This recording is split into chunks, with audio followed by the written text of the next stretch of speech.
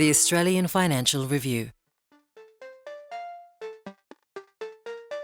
When it comes to pursuing big life events, does the timing matter? There is no perfect time to have children. There is no perfect time to go for a promotion. There is no perfect time to consider a move or a shift. You have to go with where you are and what you make of what is in front of you and forge ahead.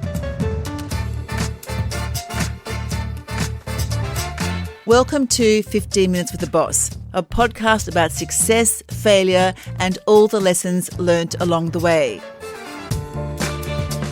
I'm your host, Sally Patton, and my guest today is Sharon Pickering, the Vice-Chancellor of Monash University. Monash is Australia's largest university with 86,000 students. This year it was rated 113 in the World University Rankings, up 4 points from 2025.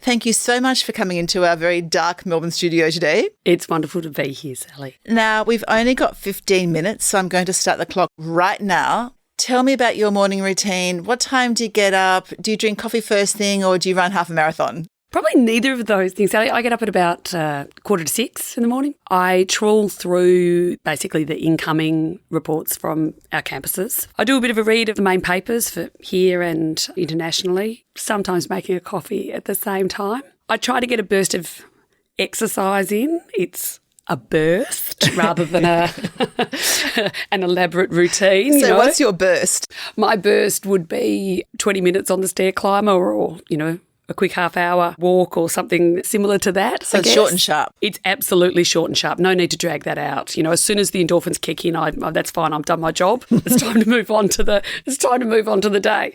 It's a coffee, some scrambled eggs, and it's in the car and I'm off. So tell me now about a pivotal moment in your career. Was there a promotion you were given, a project that you worked on, something that happened, something someone said that changed the nature of what you were doing? So I remember back when I was a PhD student, I went to my very first international conference. My PhD was based in Belfast, so I'd been in Belfast a long time, and on the way home I went to the big American conference. What type of conference? It was called the American Society of Criminology Conference. It's where they gathered, 3,000 criminologists. So you could really see people in full flight. And I was blessed. I had an amazing doctoral supervisor. And it wasn't anything that she said, but I got to see an incredible leader in action at a time when there was a lot of sort of schisms and divisions within the sector and within the discipline. I watched my supervisor work, the way she worked across all different kinds of areas within the field, across different kinds of methodologies and approaches, and she had relationships and understanding and networks across everything. Most other people sat in a particular, I don't want to say a faction, but a particular area. And I watched the way she made people feel. I don't think I've ever seen demonstrated this greater ability to engage with people and get them to come along as what I saw with her. So how have you changed as a result of that? What did you try to do from that moment on, or what did you realise from that moment on? It's what I think a lot of people, know in a very everyday way. It's how you make people feel. It's how you give them a sense of common purpose, of the value of what you do. But it was also the joy that she generated. You could see how joyous her work was for her. You could see how joyous it was for her to have that senior position and the influence that she had in the discipline, and therefore, in turn, the way that joy was generated in others. Interesting. So I guess another thing you've taken is about setting a vision and getting people to come along with you, which I assume your supervisor did that too. Oh, absolutely. And particularly in a university, we have to keep our eye on a 20, 30-year vision. What we're asking people to do is to do their life's best work. Of course, what we know in a lot of great research, it is in the incidental discoveries that some of the greatest breakthroughs have been made. So what you're really about is enabling that talent, enabling those ideas. And that's a great thing, I imagine, to have seen in your supervisor, because she must have been an enabler, and you, in your role, need to be an enabler, as do lots of CEOs in lots of companies, because it's about enabling ideas and innovation to float up to the top. That's exactly right. So it's about busting a lot of the bureaucracy and barriers out of the way. So a big part of my job is to removing that and to look at what are we actually enabling. I mean, we've just launched something called Maverick, which is Monash's big AI supercomputers. It's about building sovereign capability for the nation, but you know what it's about? It's about getting my very best talent across the university to be able to ask bigger, more important questions and be able to answer them more quickly for the things that matter. Yeah, interesting. What is the best piece of career advice you've ever been given? Be comfortable in being deeply uncomfortable. Just don't think the conditions will ever be perfect. Conditions will never be perfect. Can you give me some examples of how you, on a day-to-day basis, employ that? I think people often believe that also a decision is a point in time and that's it.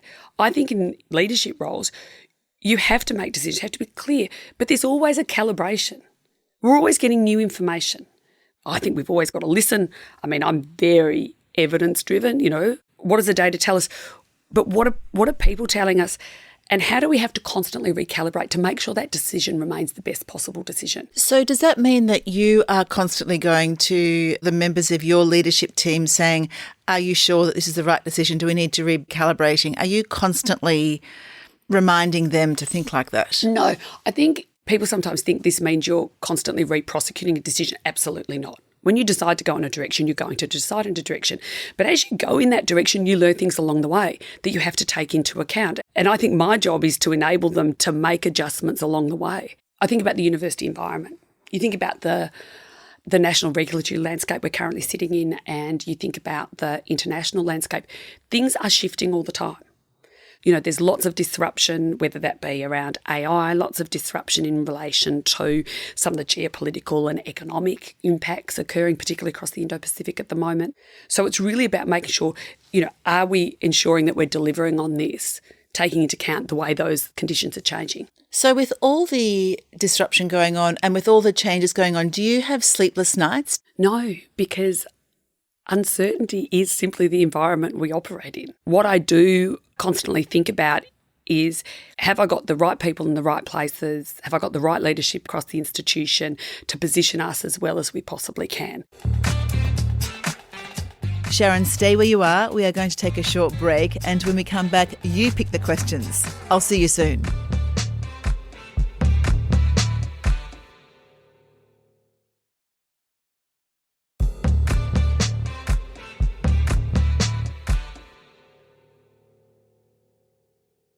Welcome back to 15 Minutes with the Boss. I'm here with Sharon Pickering, the Vice-Chancellor of Monash University. Now, Sharon, in front of you is a bright pink hat with about 20 random questions inside. I'm going to ask you to pick them out one by one, and we'll get going with some more Q&A. Are you ready? Ready. What piece of advice would you give your younger self? One of the things people have often told me is to slow down, don't go as hard. I would say to my younger self, absolutely do not listen to that under any circumstances whatsoever, which I don't believe I have. But I think at times you pause and wonder about that. So don't slow down. Do not slow down. And why should you not slow down? Why is it good to sort of be on the run constantly? It's not on the run constantly. So you've got to remember the kind of work that I do when I work in a university. So the work that we do, in my view, is extraordinary. And the opportunity to contribute to that and in this job to enable that is mind-blowing. But my younger self, I would be saying throw yourself even deeper, even earlier. Do not think that there is a point at which you can wait in which you have got things perfectly crafted. It will never be perfectly crafted. There is no perfect time to have children. There is no perfect time to go for a promotion. There is no perfect time to consider a move or a shift or a difference. You have to go with where you are and what you make of what is in front of you and forge ahead. It is in the imperfection that you get to do all the growing and you get to find out what you really can do. That's good advice. There's no perfect time to do anything, so just go for it. Yes. As hard as you can, as early as you can. Yes. I love that. Are there any sacrifices that you've had to make in order to do your job? I think we make sacrifices all the time. I think we make trade-offs all the time. Anyone who has juggled a family and that core part of the career, you are making trade-offs all the time. I think they're pretty good trade-offs. And I think that, invariably you pay a price for decisions about where you prioritise and what you choose to do. Myself, I went back to work when both of my children were 6 months old.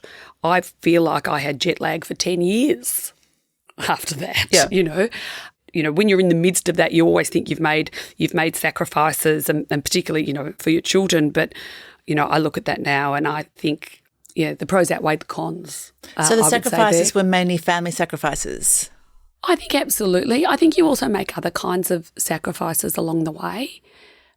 One of the hardest sacrifices I ever made was after my husband died. I found it very difficult to write scholarly work. At that time, I was ahead of school, and I remember at that time I made a decision that I would go further into leadership, and that was for two reasons. The most immediate was that kind of core scholarly activity I just found so difficult after that period. Because you couldn't concentrate? No, I think it was when you're carrying that level of grief, you have to choose where your energy goes. But it was also at that time you really focus in on what matters, and you focus in on that question of where can I have the greatest impact? Where can I actually realise this purpose in the greatest way? And at that stage, I could see a leadership trajectory opening up to me. But I knew at that stage I would be walking away from my research, from a lot more of that direct contact with students and the work that I did at that time. And, they were my heart and soul, This is a scholarly heart you're dealing with here. And I had to put that aside. And at that time, you never know whether you're going to be successful or unsuccessful. And so you have to take a roll of the dice. But to give that away and to walk away and to go a different trajectory, I'm enormously glad that I did, because I think what I have been able to realise has validated that decision. And how did you find that move into leadership at first? I think the most important thing, and it remains to me the most important thing about leadership, is around responsibility. When you step into a leadership role, buck stops with you. And that's it. And that accepting the buck sat with you comfortably from the beginning? Yes. I used to work in my dad's business after school from when I was very young. It was a trucking and transport business. And so I'd be in this little office in a big shed with lots of trucks and basically all men. And my job was to run the phones, to dispatch the vehicles, to run the books. When my mum, had to go and do something else, I stepped into that piece, and you don't get to kind of half do it. Anyone who's grown up in a family of small business people, will have a version of this. You have to do the job. You don't get to do it half well because you're 10 or you're filling in for your mum. You've got to do it because that's the job that needs to be done. That's so interesting that skills and experiences that you have, like as a kid, can actually mean that later on in life you accept responsibility, you can do things quite easily because you have done them since the age of 8 or 9. That's right. And to have responsibility for yourself. Yes, you're part of a family unit. Yes, you're part of a community. Yes, you're part of a workplace. But you've got responsibility for yourself, and you're not constantly looking for other people. But to have that responsibility and to be willing to take that on. Okay. Have another fish in the hat? Okay. What was the last time you gave up doing something or had to quit because it wasn't working? And what did you learn? I think one of the biggest challenges you have is that we get into ways of operating, and it becomes so comfortable and so predictable that we lose that capacity to ask ourselves, is this actually what we mean to do? And is this what is serving us well all of the time? And so one of the biggest things for us as a university is actually many of the processes. They're kind of like barnacles on a whale, and, they build up and they build up and build up, and they become so normalised that you don't stop and think, actually, why does it take us 2 months to do that? It's how long we take to do contracts. It's how long we take to promote people. Universities can take not 3 months or 6 months, or not. Sometimes they can take 12 months to go through promotion process. And that's just a paperwork process. It's a paperwork process, and there's committee processes, and there's various other things. And so many of the questions I constantly have to ask is, how can we do what we need to do with rigour, but do it, frankly, quicker and easier? It's an administrative problem. Like, how can you cut down the administration? Oh, absolutely. But as, in any workforce, administrative problems can be absolutely paralysing for what we're trying to achieve. It is rare that university people are not doing something for the sake of not doing it. They're often not doing it because we've made it too bloody hard for them to do it. I've now got one last question which we ask all our guests, and that is, if for some reason you weren't the Vice-Chancellor of Monash, what would you be doing? I would be doing one of two things. I would be doing landscape design and I'd be building gardens, or I would be designing fabrics. Really? So where do those two passions come from? I love digging in the dirt and the ability to design and to grow, and especially when you're doing a job like mine, which is so much in your head and is so much constantly with other people, to be able to be in the dirt and, you know, pulling things out and putting things in and watching them grow and reshape if they don't do as you think they're going to do, I think is amazing. And I love that sense of, you know, peace and dirt in the garden. And the fabrics? When I was little, we lived a few doors up from my grandmother, and she was an amazing seamstress. And I used to call in each night on my way home from school, and, you know, she'd always have great snacks and all the rest of it for me. She made all my clothes. And I always remember she would always pick up fabric and cloth and feel it between her fingers and say, feel this, see this. And that kind of beauty, you know, in the fabric, the feel of fabric, I think there's something gorgeous about that. And I spent a lot of time in Southeast Asia on my way home from Belfast, and looking at design and fabric across those places taught me to appreciate the colour and the design that develops up and out of communities, and the way that has, you know, enormous expression for people. Fantastic. Okay, well, I wish you all the best as either a landscape designer or a fabric designer. Thank you so much. And on that note, Sharon, thank you so much for allowing us to spend 15 minutes with the boss. It's been really wonderful. Thanks so much, Sally. And thank you to everyone for listening. If you like the podcast and you want to hear more, consider sharing the podcast or writing a review, as it helps us to reach more people. And follow us wherever you get your podcasts. At the Financial Review, we investigate the big stories about markets, business and power. For more, go to afr.com, and you can subscribe to the Financial Review, the daily habit of successful people, at afr.com/subscribe. This podcast was hosted by me, Sally Patton, produced and edited by Iona Rennie. Head of audio is Alex Gow, and our executive producer is Fiona Buffini. See you next week.